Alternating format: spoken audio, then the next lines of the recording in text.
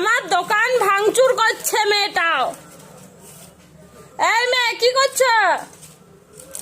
কই গো? হয়েছে ভাঙচুর? দোকানের ভাঙচুর হয়েছে? এই যে দোকানের অবস্থা, কি অবস্থা করেছে আমার দোকানের।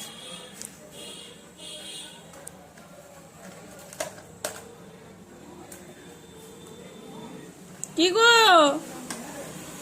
এই যে বুড়ি সব ভেঙে চুড়ে দিয়েছ? আয় আয় পচো, কি করছো তুমি? দোকান ভাঙচুর? বেটু